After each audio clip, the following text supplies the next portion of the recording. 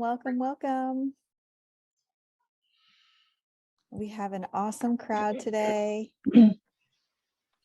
Feel free to share where you're tuning in from. Hi.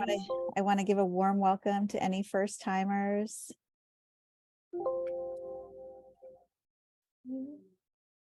Hi, Pearl. Canada. All right, Toronto. I'm actually in New York City today, working from beautiful co-working space.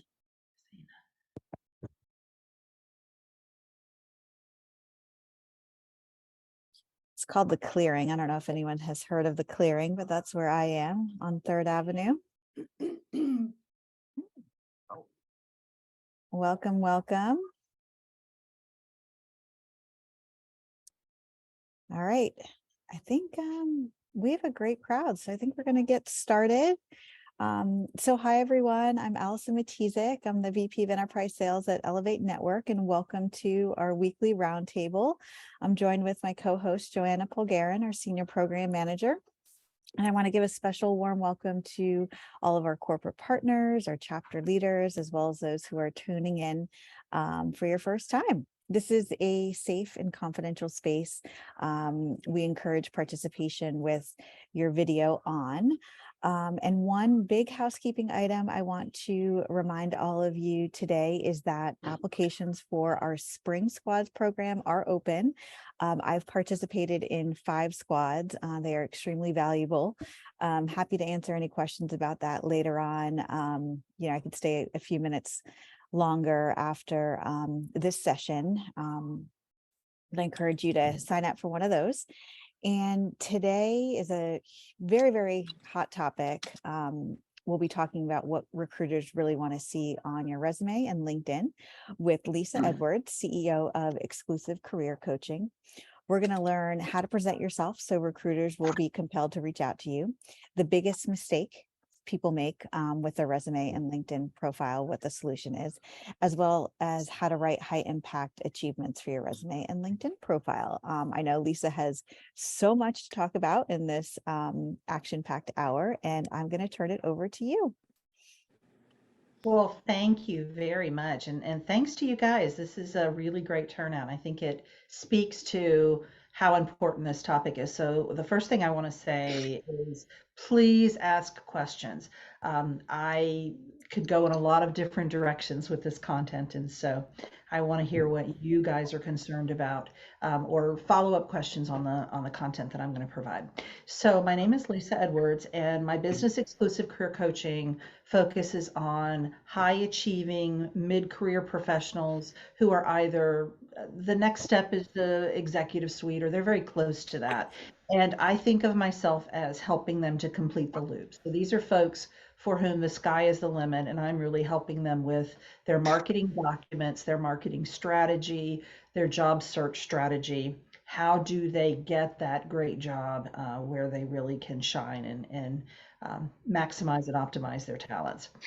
So that's who I am. I'm one of 23-ish master resume writers in the world, and have worked with, I've probably written, I don't know, 1,000 plus LinkedIn profiles for my clients and several thousand resumes. And so I am here to be a resource for you guys.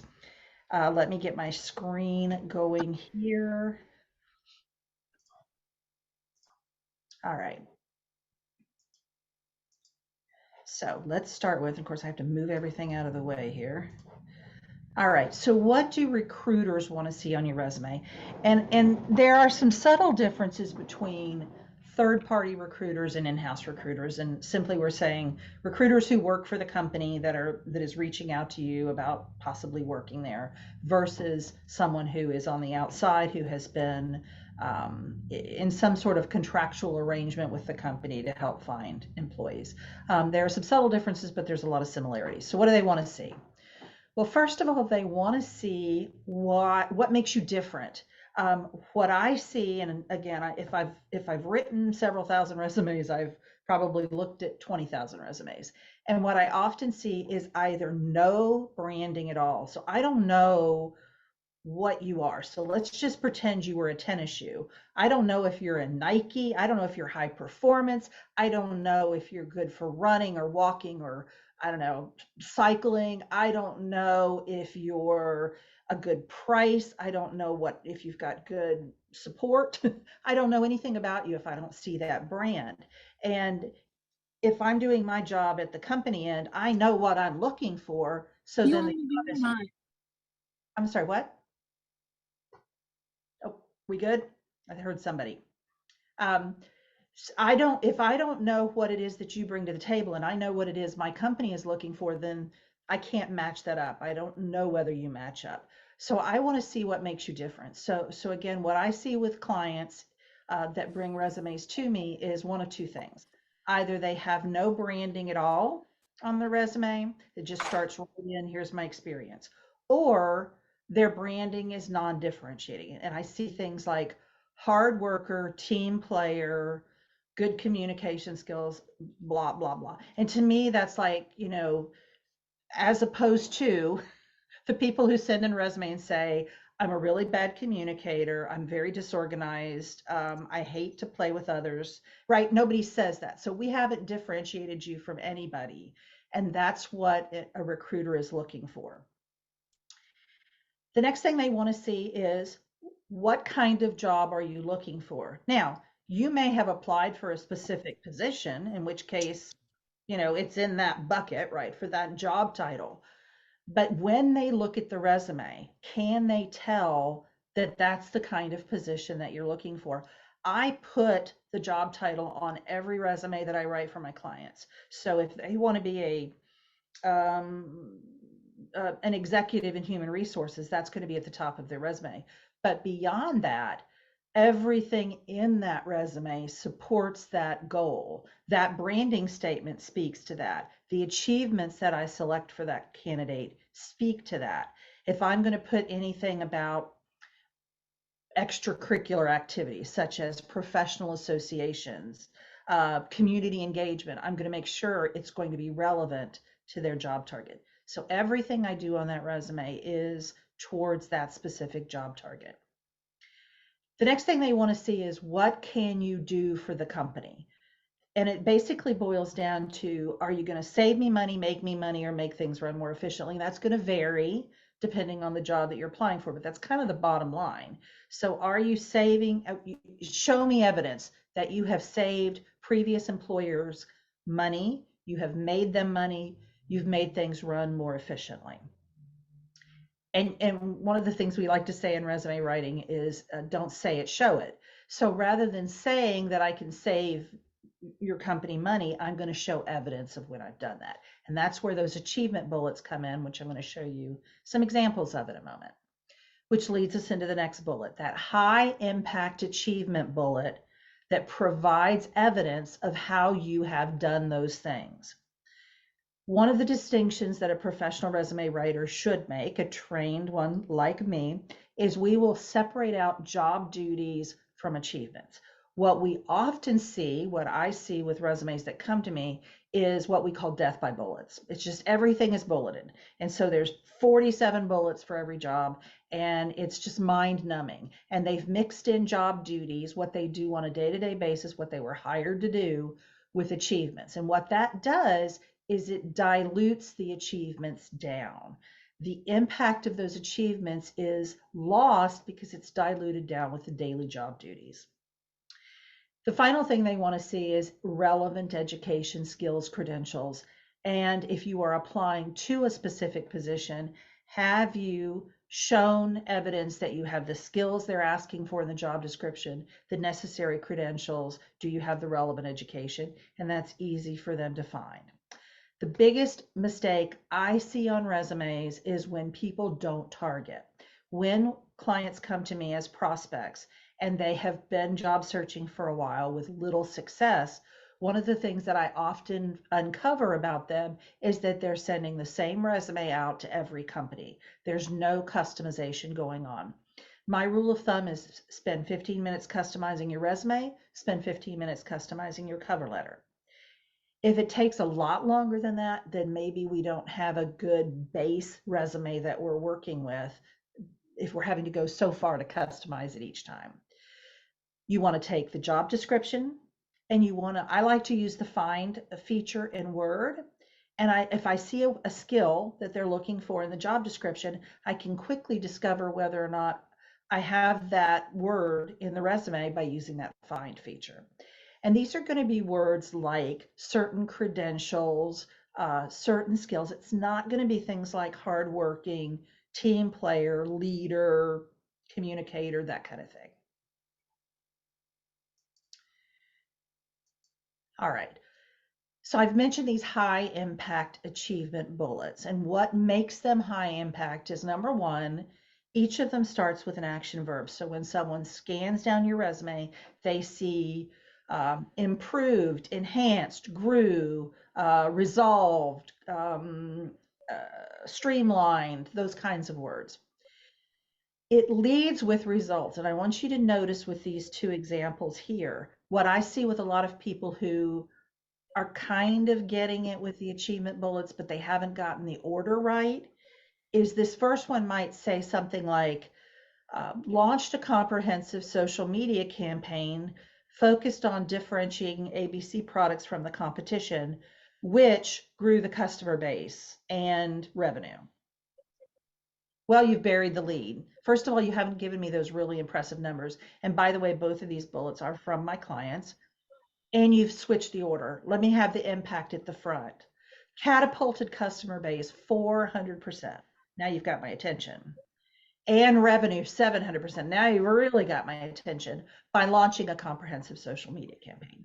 Processed 140 new employees. This was an HR person in just 30 days, including all paperwork, orientation, security clearances, and computer access. I like to keep my bullets to no more than 2 lines. I don't want to give them all the details. I want them to have enough information to know whether I'm the right person that they want to interview. And I'm holding something back so that when I'm in the interview, I can give them more. I can give them those details.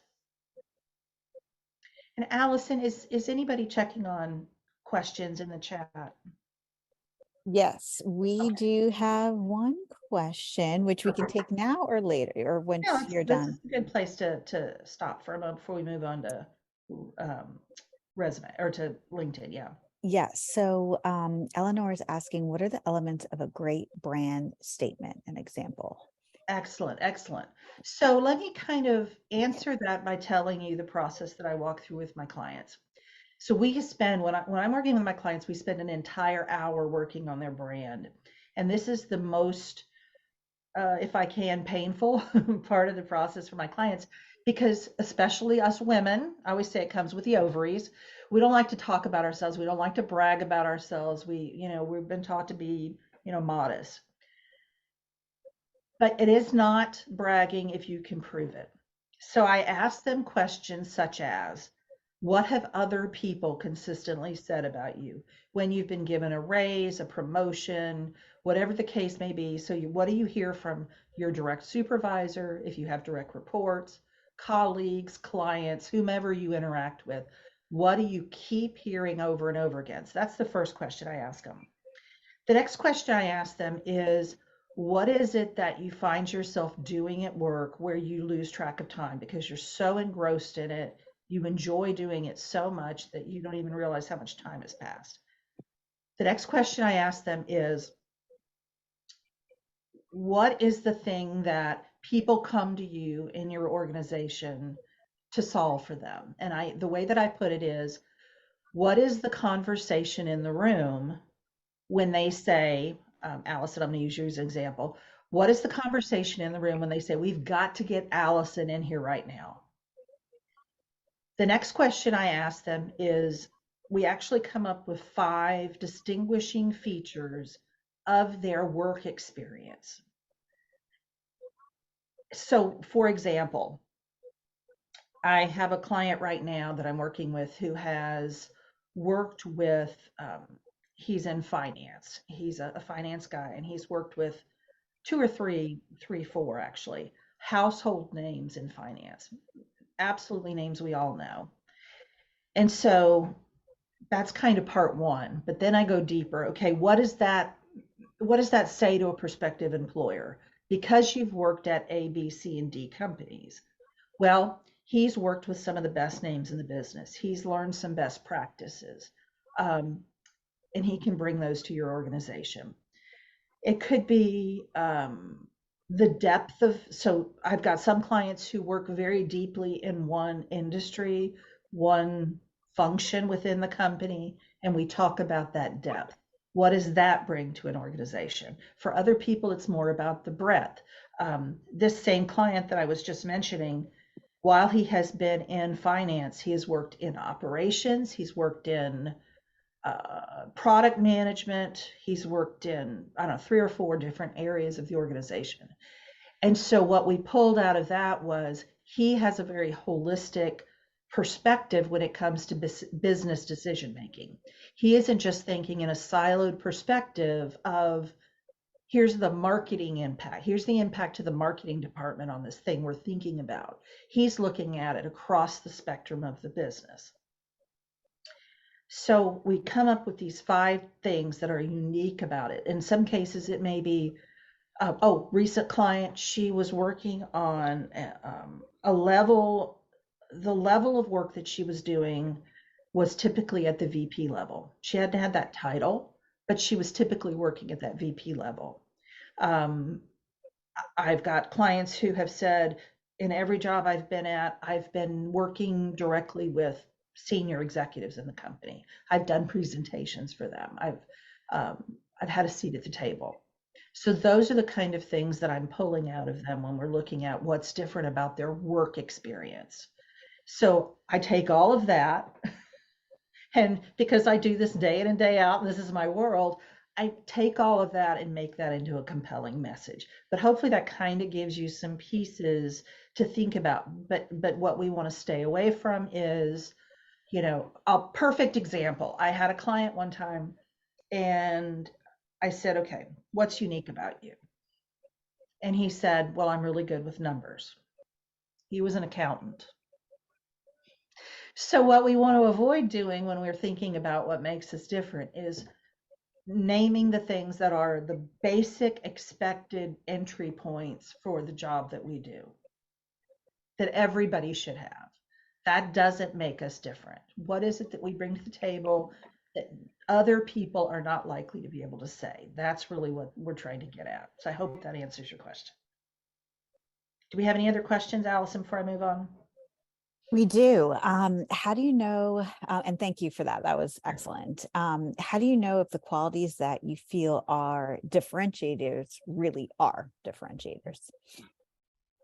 I like to say it's very difficult to read the label of the bottle that you're in. So that perspective on yourself can be very hard. And that's where, if not a professional like me, of course, I'm a huge fan of having a professional write your resume, obviously. But if not me, who do you have in your life that you can, number one, be open with about the fact that you may be looking to change jobs? And that secondly, maybe knows you well enough to be able to, pick up on maybe things you've missed, give you that perspective. So a total stranger is not going to be helpful. Maybe your spouse is not going to be helpful, but maybe a coworker that you can trust. Or I've had a lot of clients who have gone to previous bosses that they had a great relationship with, and the boss has now moved on, and they've been able to go to that person to get that perspective. So I highly recommend, thinking of someone in your life that can maybe help you to answer those questions. All right, should I move on? We have one more. Okay, all right. Or you could move on. Your call, whatever you prefer to do. Well, is it resume related? Yes, it is. Okay, Are your let's tips do it. designed to get us through bots, or are these more for high level jobs that don't filter through the bots? So we're really not getting into like that's a separate topic of the ATS. Nothing that I've said is contraindicated for ATSs, but we're not specifically covering today what do you need to do to make your resume get through the ATS. Certainly the comments that I've made about including the skills that the job description is looking for, that is very related to the ATS, right? So the more that you can marry up what they're asking for with what you bring to the table, then you're most of the way there. Perfect. Thank All you. right. Now, let's talk about LinkedIn for a minute. How do recruiters find you on LinkedIn? So what they are doing, they have a recruiter premium account on LinkedIn, and they are searching using title. What is your current job title? Now, the question inevitably for some of you would be, okay, I don't have a current job. I'm not working anywhere. So that does put you at a little bit of a disadvantage, but if you cover these other bases, you're still going to be fine. They're going to look at the heading. Is the job title that you want in your heading? Do you have the relevant skills? So that whole skills section where you can put up to 50 skills is a huge area that recruiters search on.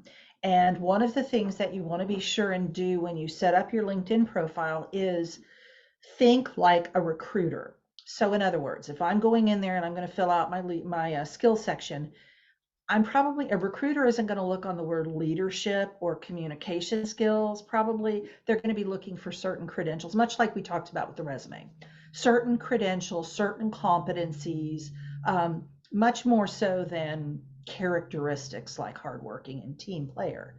When I go into the skills section and I start typing in something, so let's say I've done benefits. I'm an HR person and I've worked with benefits.